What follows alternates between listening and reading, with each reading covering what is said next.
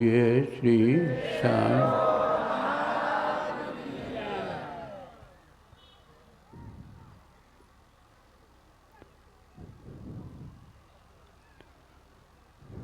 हर काम संसार में विभिन्न तरह के काम लोग करते हैं।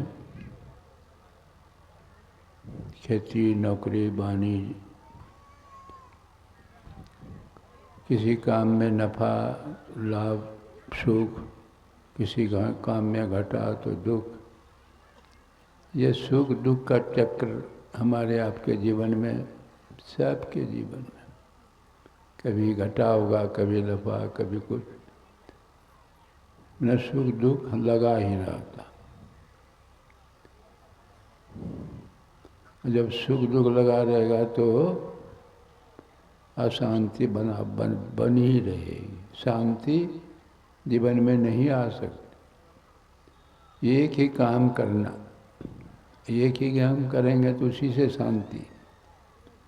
और तो काम संसार में जो करते हैं, लेकिन लक्ष्य रहना चाहिए शांति कैसे मिले, कि जीवन में कभी दुख नहीं हो। उसी के लिए भगवान कहते हैं ज्ञान चाहिए। ज्ञान लब्धम परम शांति। यहाँ जितने लोग बैठे हैं आप देख लीजिए, जो जितना ज्ञान में बढ़ा चढ़ा है वह उतना ही संसार में सुखी है। कोई डॉक्टर है, कोई इंजीनियर है, कोई प्रोफेसर है, कोई रिक्शा चलाता है, कोई मजदूर। तो ये ज्ञान का ही स्तर है। डॉक्टर के पास गया, डॉक्टर बन गया, इंजीनियर के पास गया, इंजीनियर बन गया। जो स्कूल कॉलेज का मुंह नहीं देखा, यूँ तो ज्ञान सबके अंदर भरा हुआ है। यह शरीर जो है, ये शरीर, इसमें कम ज्ञान है, इसमें ज्ञान भरा हुआ है। आप देखते हैं वैज्ञानिकों का चमत्कार, विकास कहाँ से? इसी मस्तिष्क का ऊपर है। धर्मशास्त्रों में कहा न, देहस्था सर्वदेवता, देहस्था सर्व तीर्थानि। कहते हैं सारे देव, सारे तीर्थ। आप सुन रहे, देहस्था सर्व विद्या, सारी विद्याएं, सारे देव, सारे तीर्थ शरीर के अंदर मौजूद है। लेकिन गुरु वाक्यम लभ्यते। दुनिया की किसी भी भाषा का ज्ञान आप प्राप्त करना चाहते हैं तो कर सकते हैं। वैसे ज्ञानी के पास जाना पड़ेगा। अभी देखिए दिल्ली में, बड़े बड़े शहर में विद्यार्थी सब कुछ चाइनीज़ भाषा सीखते हैं, कोई अमेरिकन भाषा सीखते हैं, कोई लैटिन भाषा सीखते हैं। इसलिए विदेश से जो आते हैं यात्री सब भ्रमण करने के लिए, तो उसको तो उसी भाषा में समझाना पड़ेगा। अमेरिकन आए हैं तो गाइड का काम जो करता है, घुमाता होता तीर्थ यात्रा इधर उधर, तो उसी भाषा में सिखाना पड़ता है। और यदि नहीं यदि भाषा जानते हैं तब, मैंने कहने का मेरा अभिप्राय कि किसी भी भाषा का ज्ञान प्राप्त करना चाहते हो तो हम आपके अंदर भरा हुआ है। दुनिया में जितनी भी लाइब्रेरियाँ हैं, पुस्तक देख ली, कहीं आसमान से गिरा हुआ नहीं है, इसी में भरा हुआ। तो भगवान कहते हैं ज्ञान से सुख, सुख जो है, अब दो तरह का ज्ञान हो गया। एक तो शरीर संसार का ज्ञान, शरीर संसार का ज्ञान, इस ज्ञान से सुख मिलता है, लेकिन शांति नहीं मिलती। सुख मिलेगा, डॉक्टर है तो बहुत पैसा कमाइए, खाना थोड़ा बढ़िया, मकान कार वगैरह, थोड़ा सुख है, लेकिन शांति नहीं है। भगवान भगवान ने जब अर्जुन से कहा कि ज्ञान प्राप्त करने से शांति मिल जाती है, तो अर्जुन पूछते हैं कि भगवान वह कौन सा ज्ञान है। यहाँ तो देखते हैं बहुत पढ़े लिखे लोग हैं, बहुत तरह की डिग्रियाँ लिए हैं, लेकिन शांति कहाँ मिली। भगवान कहता अरे वो तो पेट भरने का ज्ञान है, उस ज्ञान से शांति नहीं मिलती। तब कहते हुआ क्षेत्र और क्षेत्रज्ञ का ज्ञान है। क्षेत्र और क्षेत्रज्ञ, ये हम आपका शरीर जो है क्षेत्र है। क्षेत्र का साधारण अर्थ होता है खेत। खेत में हम लोग बीज डालते हैं नहीं, थोड़ा सा बीज डालते हैं, वह कई गुना होता है फसल। वह फसल को कौन खाता है? खेत। खेत को देखें भुट्टा खाते हुए, खेत नहीं खाता। खेत का जो मालिक है, जो कहता है कि मेरा खेत, वही फसल भोगता है। तो शरीर को तो खेत कहा गया। तुलसी यह तन खेत है, मन बच कर्म किसान, पाप पुण्य द्वयी बीज है, बुए सुलवे निदान। कहते हैं शरीर रूपी खेत में हम लोग बीज डालते हैं। कौन सा बीज डालते हैं? हम लोगों से दो तरह का कर्म हो जाता है, पाप कर्म अथवा पुण्य कर्म। पाप कर्म नतीजा दुख, पुण्य कर्म का नतीजा सुख। थोड़ा सा पुण्य कर्म वह कई गुना, थोड़ा सा पाप कर्म वह भी कई गुना। भोगता है कौन? खेत का जो शरीर का मालिक आत्मा, वही शरीरों का संग लेकर के संसार का ज्ञान, संसार का भोग कर रहे हैं।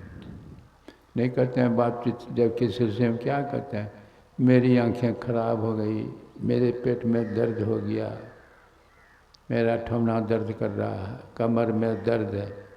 तो ये आपका है। हाथ पैर नाक कान आपका है, लेकिन हाथ पैर नाक कान हम आप नहीं हैं। शरीर में जो बैठा है आत्मा, उसका आँख कान नाक कान कुछ नहीं है, लेकिन सब कुछ वही करता है। सब कुछ। आँख नहीं है फिर भी देखता है, कान नहीं है फिर भी सुनता है, पैर नहीं है फिर भी चलता है। आप शरीर से निकल जाइए, देखिए तो हाथ पैर नाक कान, कोई इंद्रियां काम करेगी? कोई मर जाता है, कहते हैं मर गया। मर गया तो क्या हो गया?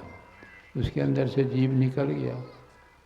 सब चीज़ है, हाथ पैर नाक कान सब है, लेकिन कोई इंद्रियां काम करती है। रामायण में तो बड़ा वर्णन सुंदर किया है ना, बिनु पथ चले सुने बिनु काना, कर बिनु कर्म करे विधि नाना, आनंद रहित सकल रस भोगी, बिन बानी भक्तावर जोगी। तन बिनु परस नयन बिनु देखा, घरें घरान बिनु बास सेका। आज सब भांति अलौकिक करनी, महिमा जा सुजाय नहीं। पैर नहीं है लेकिन चलता है, हाथ नहीं है लेकिन काम करता है। बात समझ में नहीं आती। आप निकल जाइए, शरीर से निकल जाइए, हाथ पैर सब रहेगा, कोई इंद्रियां काम नहीं करेगी। वही खेत का मालिक है, उसका ज्ञान होना चाहिए। वही क्षेत्रज्ञ, क्षेत्र शरीर को क्षेत्र और उसको क्षेत्रज्ञ न खेत का मालिक, खेत का मालिक दोनों। तो कहते हैं वो क्षेत्र और क्षेत्र का क्या ज्ञान, शरीर से फुटा करके ज्ञान कर लीजिए क्षेत्रज्ञ का। तो शरीर के संबंध में देखिए, शरीर का विस्तार कहाँ तक शरीर क्षेत्र है। 5 तत्व मिट्टी पानी अग्नि हवा आकाश, 5 जो है रूप रस गंध स्पर्श श्रवण, 10 हो गया। 5 कर्म की इंद्रियाँ, हाथ पैर गुदार लिंग और मुंह, और 5 का ज्ञान की इंद्रियाँ, आँख, कान, नाक, जिह्वा, त्वचा, 20 हो गया। 4 अंतःकरण की इंद्रियाँ, मन, बुद्धि, चित्त, अहंकार, 24 धृति, संघात, चेतना, 27 इच्छा, द्वेष, सुख, दुख, 31 के समुदाय को क्षेत्र कहा गया, शरीर। 31 के परे जो है वही आत्मा, वही क्षेत्रज्ञ है, क्षेत्र का मालिक। तो भगवान कहते हैं कि उसी का ज्ञान, उसका ज्ञान हो जाए तो शांति मिल जाए। तो उसका ज्ञान करने के लिए क्या करेंगे? अब सवाल उठता है कि उसका ज्ञान हो गया, समझो परमात्मा का ज्ञान हो गया। भगवान कह रहे हैं ना, उसका ज्ञान हो गया तो समझो मेरा ज्ञान हो गया। मेरा ज्ञान का मतलब ये शरीर नहीं है, नाक कान ये नहीं है, तो ये आत्मा, आत्मा और परमात्मा। आत्मा शरीर के साथ है, उसको कहते हैं जीवात्मा। सारे शरीरों से अलग हो गया तो वही परमात्मा। परम तो विशेषण है।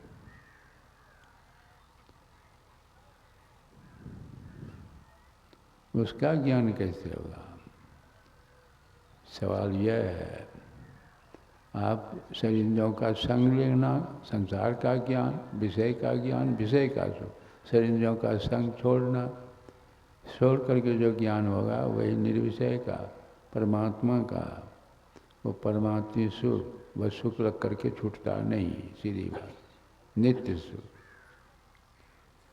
अब इसके लिए लक्ष्य जीव का है ज्ञान, ज्ञान से शांति। लेकिन प्राप्त कैसे करेंगे? इसलिए योग की क्रिया है। मंजिल ज्ञान, मंजिल तक जाने के लिए योग चलना। जैसे आपको कलकत्ता जाना है तो कलकत्ता का पहले ज्ञान होना चाहिए, कलकत्ता किस दिशा में है। ज्ञान जब तक नहीं होगा तो आप चल देंगे तो कहाँ चलेंगे, भटक जाएंगे। तो पहले तो निश्चित करना चाहिए आत्मज्ञान होना चाहिए।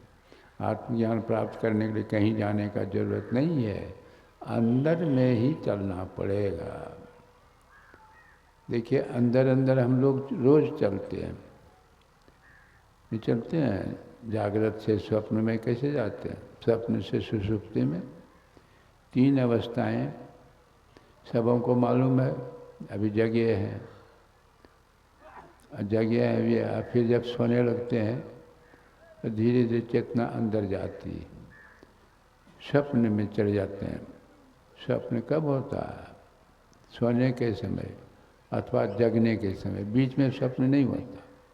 फिर चले जाते हैं गाढ़ी नींद में। गाढ़ी नींद में जब चले जाते हैं तो उस समय पता लगता है कि ज़मीन पर हैं कि पलंग पर रहे हैं। देखिए कहने का मतलब, देखिए जीव चलता है कि नहीं? नीचे जीव चलता है, धीरे धीरे नीचे जीव चलेगा अज्ञान की तरफ। अंधकार में तो जीव पड़ा हुआ है, ये आँख बंद करके देख ली, अंधकार में तो जीव पड़ा है। नेत्रस्थम जागृतम विद्यात कंठे स्वप्नम समाभिषेक सुसुप्तम हृदय तुर्यंतम मूर्धन से। ये जीव एक जगह से दूसरी जगह जाता है तो ज्ञान में अंतर हो जाता है कि नहीं? जागृत का ज्ञान स्वप्न में नहीं, स्वप्न का ज्ञान सुसुप्ति में नहीं। सपने हुए भिखारी निरंक नागपति होए, जागे लाभ न हानि कछूती में परपंच जय जय। स्वप्न में भिखारी देखता है कि राजा हो गए तो उसको राजा वाला सुख में हो रहा है, और राजा देखता है भिखारी हो गए स्वप्न में तो भिखारी वाला दुख होता। ये दुख जो भिखारी वाला कैसे ख़त्म होगा? जग जाएंगे तो ख़त्म हो जाएगा, सीधी बात है। जैसे स्वप्न में देख रहे हैं, यदि जग गए भिखारी वाला दुख खत्म। सपने हुए भिखारी निरंक नाक, जागे लाभ न हानि कछूती में परपंच जिय जो। तो जगने के लिए क्या करना? कहीं कहीं कर हम तो जगे हुए हैं ही, जगे हुए हैं।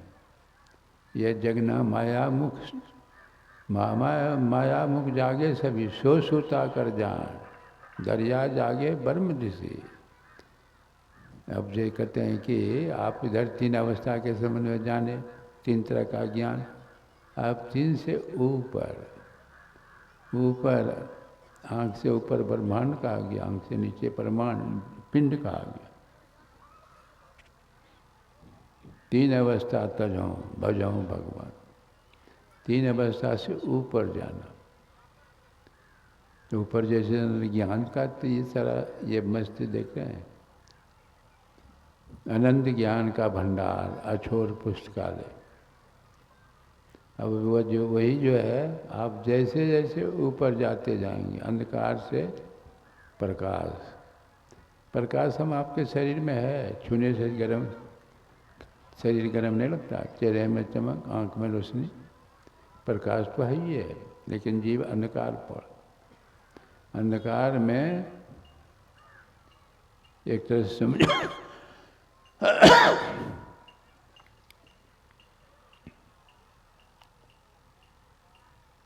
अंधकार में एक तरह से सोना ही।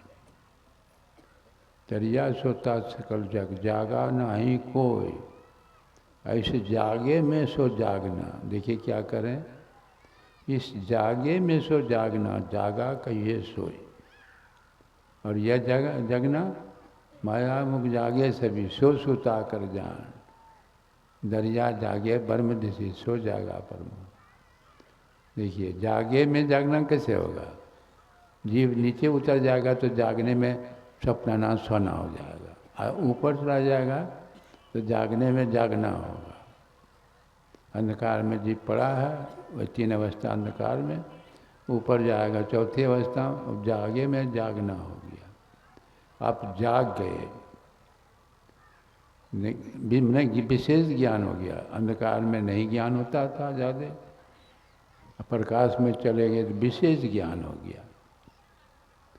विशेष ज्ञान, पूर्ण ज्ञान नहीं हुआ, विशेष ज्ञान तो हुआ, लेकिन पूर्ण ज्ञान कहिए नहीं।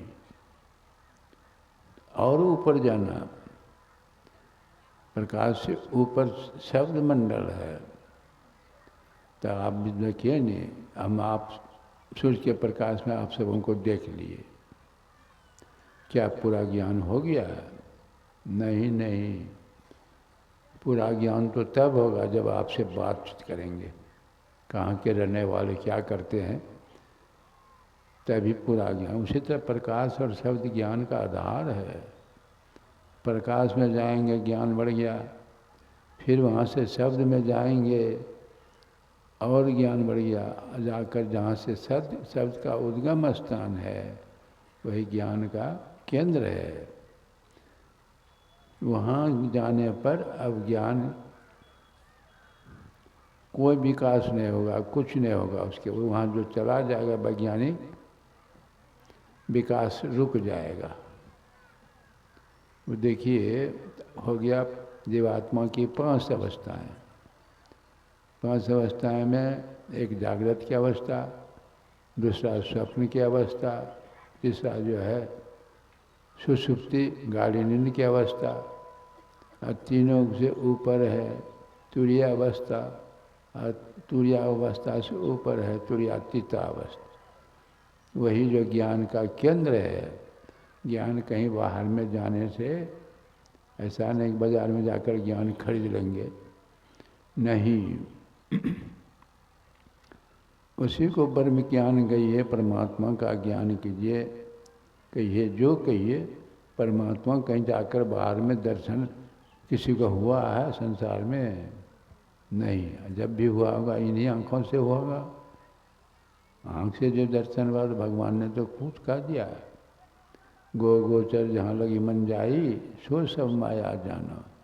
जो विनाशशील है, जो परिवर्तनशील है, तो क्या शरीर का विनाश नहीं होता?